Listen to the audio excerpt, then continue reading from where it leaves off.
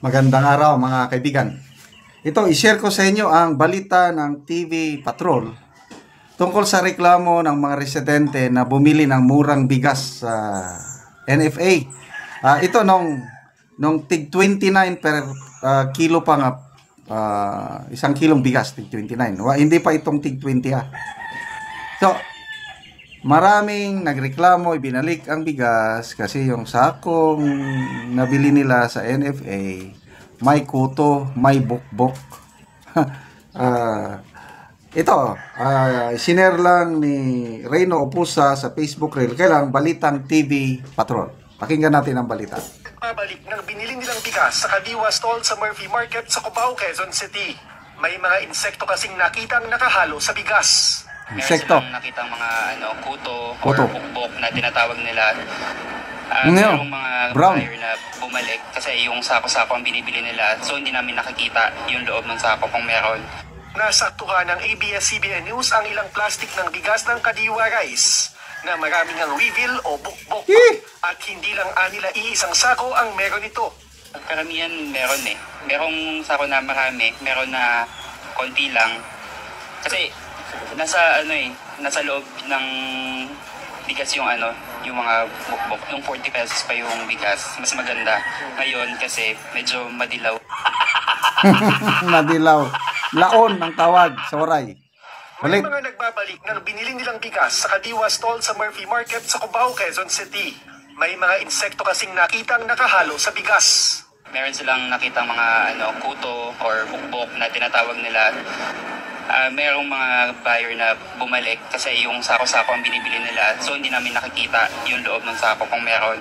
Nasaktuhan ng ABS-CBN News ang ilang plastic ng bigas ng Kadiwa Rice. Gumagalaw. Maraming ang reveal o bukbok. At hindi lang nila iisang sako ang meron ito. Karamihan meron Merong sako na marami, meron na konti lang. Kasi nasa loob ng bigas yung mga bukbok. Yung 40 pesos pa yung bigas, mas maganda. Ngayon kasi medyo madilaw. Yan. Sige. Benta pa more. Kasi, ay nako. Baka sa akala nila na lalong babango sila sa taong bayan, baka lalo silang masisira. Okay.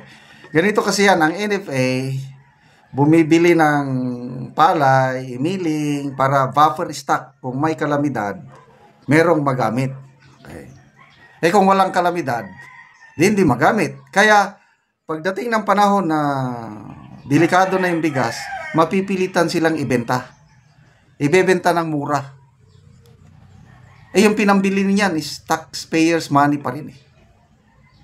Kaya bago itong tig 20 na plano nilang simulan sa Visayas, tig 29, maraming nagrereklamo sa tig 29. Kasi nga, sa tagal ng stock, nagiging laon, nagyeyelo na. At mismong ABS-CBN na balita ito may mga bukbok. Inamin yung in-interview, taga Kadiwa yun, Kadiwa Store. Hindi nila nakikita dahil sako-sako. So, itong sa Visayas, okay, paliwanag ng DA na marami daw stock na bigas sa mga NFA warehouses sa Visayas. At ito, yung malapit nang mag-expire, malapit nang masira kung hindi pa nila ibenta. Kaya, ibenta na lang. 33 pesos ang dapat na presyo. Kailang isubsidize ng national government and local government. So, sana lang, kawawa ang mga kababayan nating kapuspalad. Sana naman, wag nang maulit ito sa Murphy, Quezon City, ito na Kadiwa. Sana isolated case. Kung si Jose Claire Castro, isolated case lang. Sana nga totoong isolated case. Ako, my desire is magbenta sila ng higher quality of rice. Gusto nyo man lang magpabango sa taong bayan, ito yung magandang klase ang ibenta nyo. Huwag na yung ganitong may bukbok ng yelo na. Okay, so kailan simulan? Nabasa kong post, April 28. Ano bang araw yung April 28? Lunes na ba? Kailang problema, yung subsidy dahil depende sa yaman ng munisipyo. Kung mayaman yung munisipyo or syudad, kaya nilang mag-subsidize, dadagdagan ng national government, ayun, makabenta.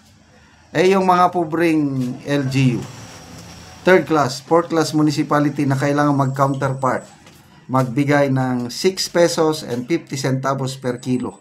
Kasi yun ang paliwanag ng DA. Yung 13 pesos na i-subsidize, kalahati galing sa national government, kalahati galing sa LGU. Kawawa naman ang mga nakatira sa mga munisipyo na pobre. So, lalo lang magkakaroon ng injustice. So, bakit hindi nalang akuin ng national government yung the whole 13 pesos? Hindi rin nakabudget. Kaya 5 billion lang itong nailaan nila ng pundo para sa Visayas, 5 billion. So again, yung question, bakit Visayas lang? I don't know. Sabi ni BP Sara, baka alanganin ang boto nila sa Visayas. Vote rich ang Visayas, kaya inuna nila. Mindanao, wag na kayong pumunta sa Mindanao. Dahil kahit libre pa ang bigas na ibigay ninyo, hindi rin nila iboboto ang alyansa. Baka pwede pa yan sa Visayas na makakuha kayo ng boto. Kaya kayo mga kababayan natin sa Visayas, samantalahin nyo itong programang ito dahil malaking bagay din yan. Yung, dati bumibili ka ng 40, 50. Ngayon 20 na lang. Di 20 na lang. Sana naman, yun na nga, wag lang naman may bukbok, wag namang may kuto. Para kahit tayong mga Pilipino, kahit walang ulam, basta high quality yung bigas, ayos na, idildil mo lang yan sa asin o ginamos. May konting gulay, happy ng Pilipino. Basta lang maganda ang quality ng bigas. Okay, salamat mga kaibigan sa inyong pagsubaybay sa ating channel.